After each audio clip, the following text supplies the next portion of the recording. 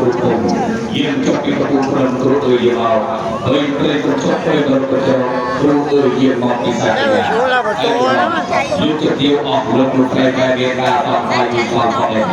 មូលហេតុអីបានលោកជាទីប្រការគោលប្រត្រីលោកពិការបើជារូបព្រៃអោយកព្រៃតែបោះលេងលោកជាទីប្រការបែបនេះរួចហាក់បីដូចជាមិនសាកសមនៅប្រពៃណីតែសោះបាទចាប់ច្បាប់សូមជម្រាបជូនដល់ឯកឧត្តមលោកទាវអស់លោកស្រីប្របាទនិយាយថា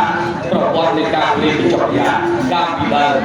គឺថានៅក្នុងស្រុកយើងในខាងខ្វះគុណជាមនុស្សចាគឺថាមិនមានសម្បូរបែបในខាងអាចារ្យពលាដូចគ្នាមិនមានស្បែកបច្ចុប្បន្នទេណាកាលពីដើមគឺថា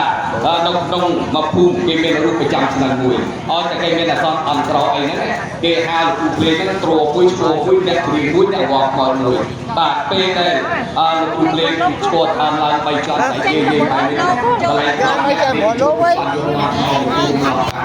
បាត់ទៅអត់ចូលកាត់អត់យកចាក់ដល់តាមបាទចូលកាត់ឲ្យទៅទូថាតើពីពលាកូនប្រុសស្អែកនេះត្រូវឯចំនួនពីទីណា